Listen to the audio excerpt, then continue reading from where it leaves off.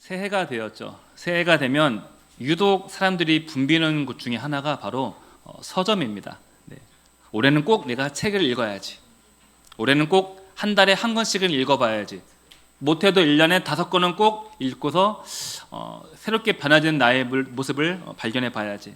마음 먹고 서점에 가서 책을 고릅니다. 그리고 책을 사면서도 이미 다 읽은 것처럼 마음이 참 뿌듯해집니다.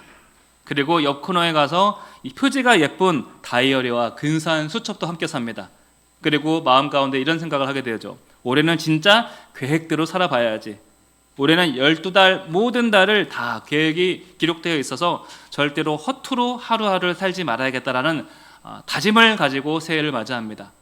그러나 책도 잘 해야 한 권이고 아니면 반 권 정도 읽다가 덮여지게 되죠. 다이어리는 1월 정도쯤 쓰다가 뭔가 잘 쓰인 것 같다가도 나중에는 어딘가 어디 있는지도 모르게 사라지게 되고, 잘 쓰이게 되면은 라면 받침 정도로 쓰이게 되는 것이 다이어리나 책의 용도인 것 같습니다. 재미있는 통계가 하나 있습니다. 1월 중에 담배 판매량이 1년 중에 1월에 가장 많이 줄어든다고 합니다. 왜 그러겠어요? 올해는 꼭 담배를 끊어야지. 금연 결심이라는 것이죠. 그럼에도 불구하고 이 담배 업체들은 전혀 걱정을 하지 않는다는 거예요.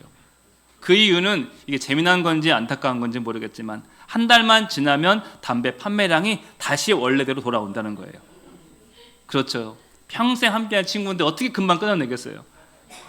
이것뿐만 아니라 헬스장이나 수영장, 필라테스 이런 것도 마찬가지라고 해요.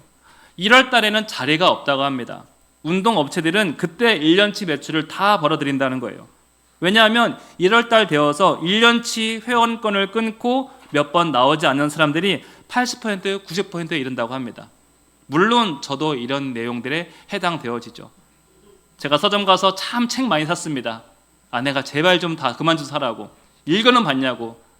이사하면서 참 이사 업체들이 놀래요. 이거 다 읽어보신 거 맞아요?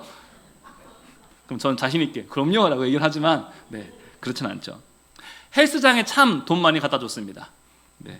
그리고 등산해보겠다고 등산화, 등산복, 등산 장비, 내가 올해는 기타를 배워봐야지 하면서 기타 용품 이것저것 사보고 기타도 이것저것 만져봤습니다. 지난 성탄절 때 제가 쳐본 기타가 한 5번째 기타 되나? 잘 치지도 못하면서 이 기타 소리는 어떨까? 저 기타 소리는 어떨까? 여러분들은 어떠신가요? 우리는 매해 새해를 맞이하면서 의지는 새롭게 다지는 것에 비해서 늘 같은 선택을 반복합니다. 마음은 원이로되 육신이 약한 탓에 이 의지가 따라주지 못한다는 거예요. 물론 책을 읽고 강연을 듣다 보면은 다들 맞는 얘기를 합니다. 계획을 세워야 된다. 계획을 세우자마자 바로 실행해야 된다. 누가 그걸 모르겠어요. 똑같이 한다니까요. 그런데 이상하게 작년과 똑같은 인생을 살아가고 있고요. 10년 전과 똑같은 모습을 반복하고 있다는 거예요. 우리가 결심을 하지 않아서가 아닙니다. 우리의 의지가 약해서도 아닙니다. 문제는 그 결심과 의지를 붙잡아줄 기초가 없기 때문이라는 거예요. 중학교를 졸업하고 고등학교 올라가면은 첫 3월 달에는 교실에 비장한 공부 분위기가 형성됩니다. 그러다가 4월 모의고사를 보고 중간고사를 보면은 절반 이상이 공부에서 손을 떼게 되죠. 고2에서 고3 올라가도 마찬가지입니다. 고3 올라가면 분위기가 더 달라요. 마치 전쟁을 앞둔 것처럼 아이들이 공부에 매진을 합니다. 근데 그게 2달을 가지 않습니다. 그 이유는 공부를 쭉 하고 싶어도 기초가 없으니 한 달 이상 버티지 못한다는 거예요. 그렇죠. 중학교 내내 놀다가 고등학교 가서 공부하려니 뭐가 되겠습니까? 고1, 고2 놀다가 고3 올라가서 열심히 하려고 싶어도 기초가 없으니까 뭘 해야 될지 모르겠는 거예요. 그렇게 기초가 없다 보니 그때부터 학생들은 팔랑귀가 됩니다. 이게 좋대, 저 책이 좋대, 이 선생님이 좋대. 늘 사람들의 말에 끌려다니다가 허송세월 보내게 되어지죠. 어른이 되어서도 마찬가지입니다. 우리 인생 되돌아보십시오. 내가 주도적으로 살아왔는가 아니면 이상하게 이 소리 저 소리에 끌려 살아왔는가.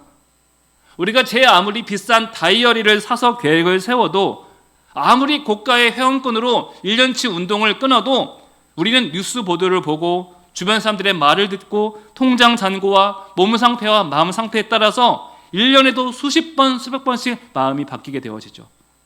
우리의 그 잘 세워진 계획들은 그런 일들로 인해서 물거품처럼 사라지게 된다는 거예요.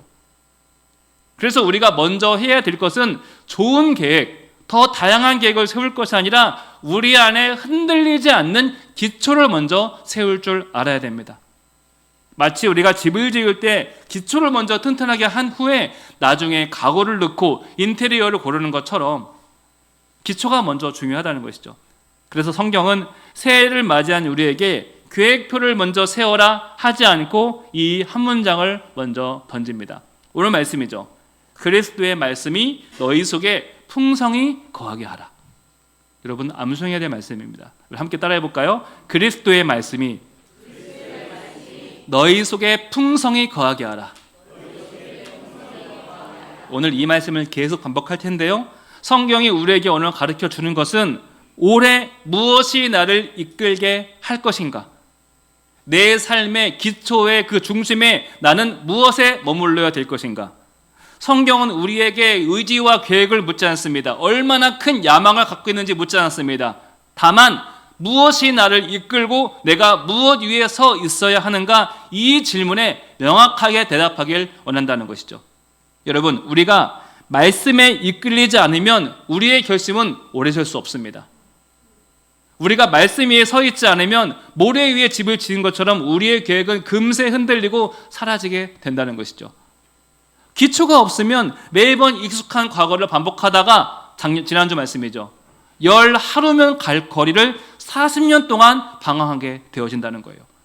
그래서 바울은 우리에게 이렇게 말합니다. 그리스도의 말씀이 너희 속에 풍성히 거하게 하라. 여러분, 작년 우리 표어가 뭐였습니까? 말씀 안에 거하는 교회. 또한 우리가 말씀으로 왜 충만해져야 되겠습니까?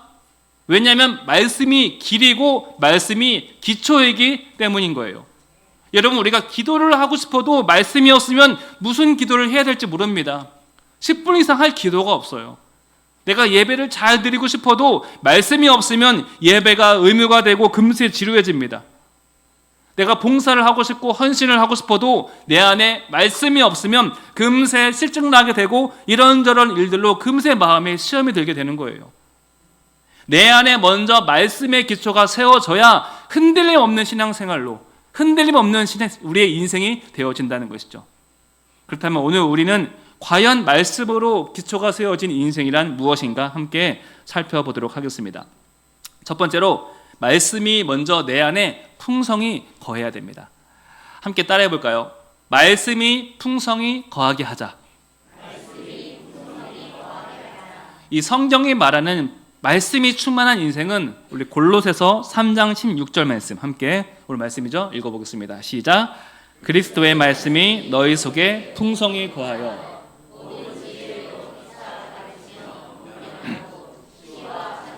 신령한 노래로 부르며 감사하는 마음으로 하나님을 찬양하라. 이 말씀 그대로입니다. 그리스도의 말씀이 너희 속에 풍성히 거하게 하라는 거예요. 여기서 중요한 것은 많이가 아닙니다. 풍성히가 아닙니다. 너희 속에예요. 말씀이 책장에 꽂혀 있고 책상에 올려져 있는 것으로 만족할 것이 아니라 말씀이 어디 있어야 된다고요? 내 속에 있어야 되는 것이죠.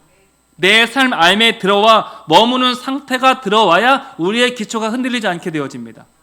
우리는 종종 말씀을 필요할 때만 꺼내 쓰는 비상약처럼 느낄 때가 있습니다. 힘들 때 한 절, 막막할 때 한 문장, 아플 때 한 절. 물론 그때도 말씀이 필요합니다. 하지만 그것으로는 안 돼요. 왜냐하면 사람이 비상약만으로 살아갈 수 있습니까? 아스피린 먹고 타이레놀 먹고 살아갈 수 있을까요? 평상시에 꾸준히 운동을 하고 좋은 음식, 영양제를 잘 먹어야 몸이 버티게 되는 것처럼 위기 때만 찾는 말씀으로는 우리의 삶을 지탱할 수가 없습니다. 여러분, 말씀은 위기 대처용 비상약이 아니라 우리의 매일의 양식입니다. 말씀이 우리 삶의 기초가 되고 지탱해주는 삶의 양식으로 삼을 줄 알아야 된다는 거예요. 그래서 바울은 말씀이 너희 속에 풍성히 거하게 하라라고 이야기하는 거예요.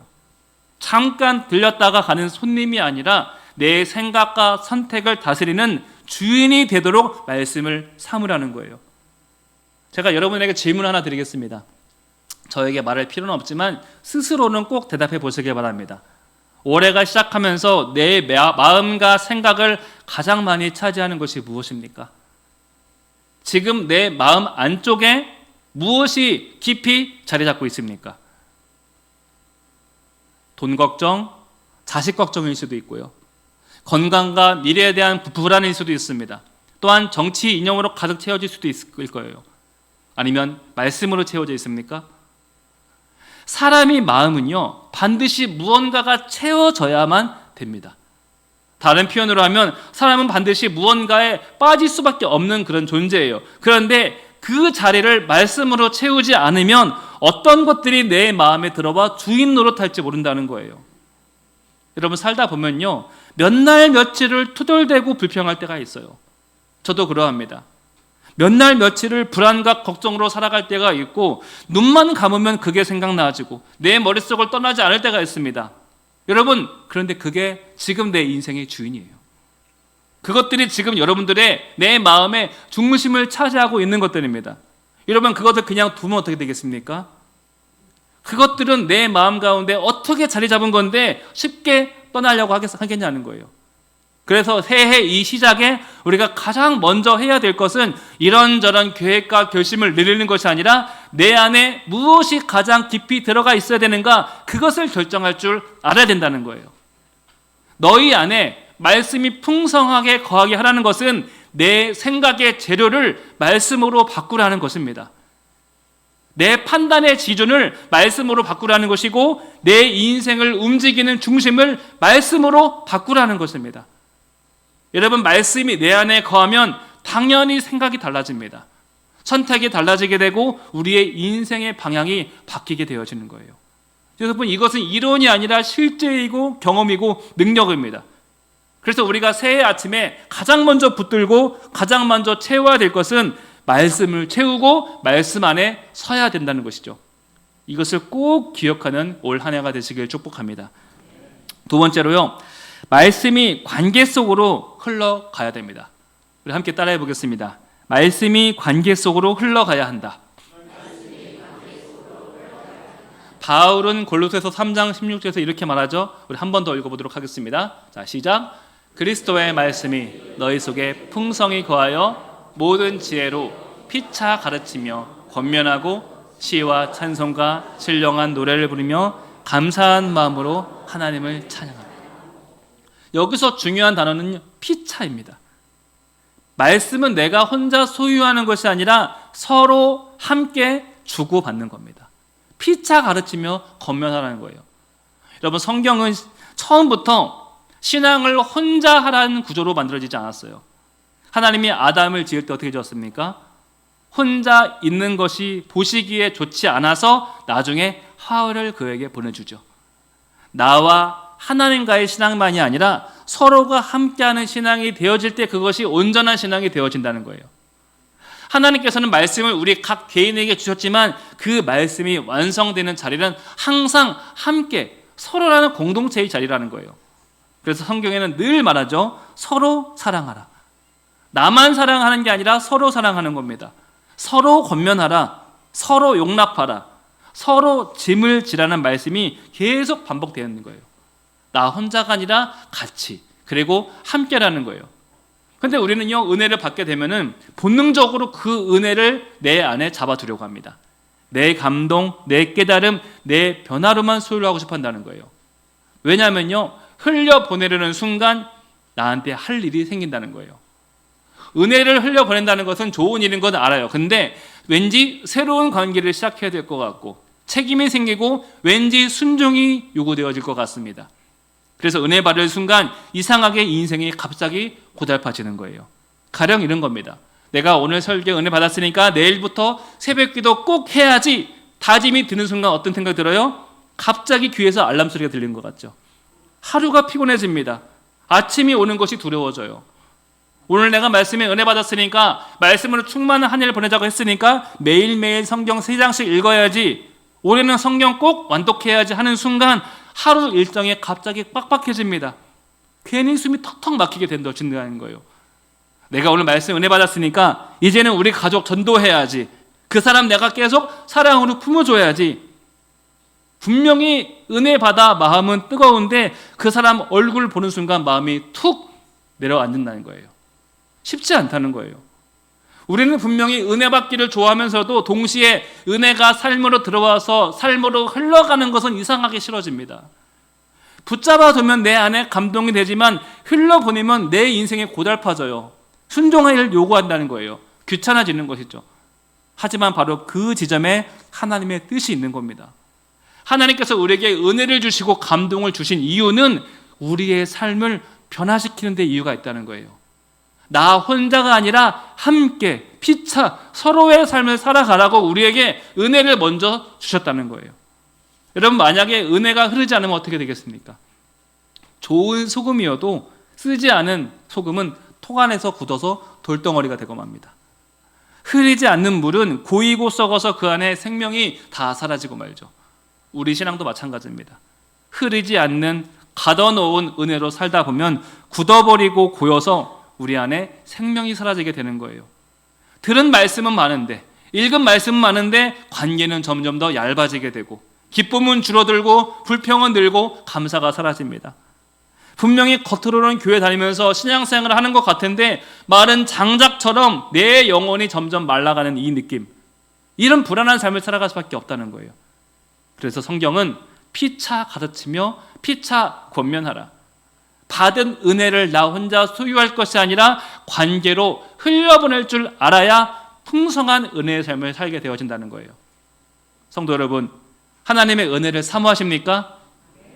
은혜는 혼자 간직하라고 주신 보상이 아니죠. 서로를 살리라고 주신 하나님의 선물로 받으시길 축복합니다. 흘려보낼 때 하나님 보시기에 이 사람은 흘려보낼 줄 아는구나, 이 사람은 은혜를 줘도 되는 사람이구나 하고 더 큰 은혜를 주실 줄 믿습니다. 세 번째로, 말씀이 찬양과 감사로 터져나오는 인생이 될 줄 알아야 되죠. 함께 따라해 보겠습니다. 말씀이 찬양과 감사로 나오는 인생이 되자. 바울은 오늘 말씀을 이렇게 이해하죠. 우리 골로새서 3장 16절 말씀, 세 번째 읽죠. 한 번 더 읽어보겠습니다. 그리스도의 말씀이 너희 속에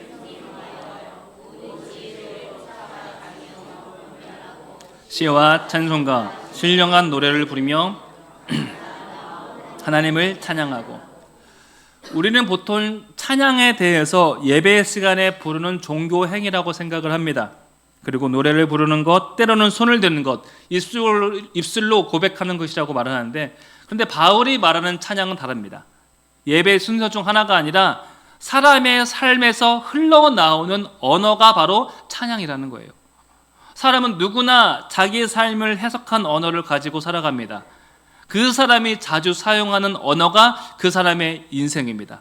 어떤 사람의 입에서는 늘 왜 이렇게 안 되지? 나는 왜 이거밖에 안 되지? 이건 이래서 안 되고 저건 저래서 안 될 것 같아. 그 말이 그 사람의 세계관이고 그 사람의 인생이죠. 반대로 어떤 사람은 비슷한 인생을 살아가고 있음에도 불구하고 그래도 감사할 이유가 있네. 하나님께서 여기까지 붙으셨네. 내가 지금은 모르겠지만 길이 열릴 거야. 환경은 같아도 언어가 다르면 인생의 방향이 완전히 달라진다는 거예요.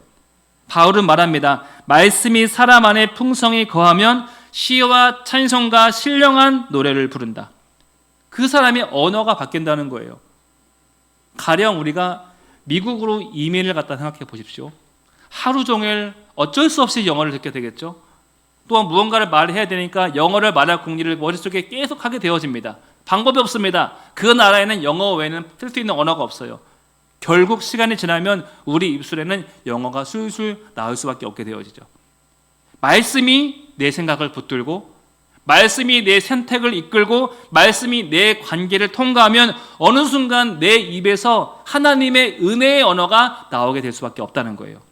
여러분, 내 안에 말씀이 충만하니 당연히 불평은 사라지고 두려움은 사라지게 됩니다. 내 안에 말씀이 충만하니 감사와 찬송의 언어가 자연스럽게 우리 입술에서 선포되어지게 된다는 거예요. 이것은 억지로 되어지는 것이 아닙니다. 속이 바뀌면, 내 마음이 바뀌면 언어는 함께 변하게 되어지는 거예요. 그래서 찬양은 우리가 마땅히 해야 될 그런 신앙 행위가 아니라 말씀을 통해 나오는 자연스러운 삶의 표현이라는 것이죠. 더군다나 이 말씀이 그냥 말씀입니까? 하나님의 말씀이죠. 능력의 말씀입니다. 창조의 말씀이고 사랑과 구원의 말씀을 우리가 읽고 듣고 품을수록 우리의 인생이 달라지고 해석이 달라진다는 거예요. 같은 삶을 살고 같은 지역에 살아도 사는 방식이 다르고 결이 달라지게 되는 것이죠. 장례식장에 가도 울지 않습니다. 오히려 우리는 찬송을 부릅니다. 부모 자식이 먼저 떠났어도 애통만 하는 것이 아니라 천국 소망을 품고 하나님을 바라보며 노래를 부를 수 있게 되어지는 것이죠. 우리 인생이 특별해서가 아닙니다. 우리 안에 머무는 그 하나님의 말씀이 우리를 그에 맞게 변화시켜 주는 것이죠. 여러분, 오늘 내 입술을 지배하는 언어는 무엇입니까? 그 말이 내 인생을 어디로 이끌고 있습니까? 올해 다짐하시길 바랍니다. 올해 우리는 결심보다 말씀을 선택하시길 바랍니다. 여러 가지 습관과 감정보다 말씀을 붙들고 말씀 안에 머무르시길 축복합니다. 그럴 때 우리의 삶은 억지로 찬양하는 인생이 아니라 삶 자체가 찬양이 되어지는 복된 인생이 될 줄 믿습니다. 말씀을 맺습니다. 오늘 우리가 선택해야 될 것은 더 많은 결심이 아니라 바로 하나님의 말씀입니다. 이제 화면 좀 띄워주시고요. 우리가 하나님 앞에 한번 크게 선포해 보도록 하겠습니다. 자, 제가 첫째 하면 한 목소리를 읽겠습니다. 첫째, 말씀으로 충만한 1년이 되겠습니다. 둘째, 받은 은혜를 흘려보내는 인생이 되겠습니다. 셋째, 찬양과 감사가 끊이지 않는 입술이 되겠습니다. 여러분, 이거면 충분하지 않겠습니까? 이 고백이 오늘의 예배로 끝나는 것이 아니라 올 한 해 우리의 삶의 고백이 되길 축복합니다.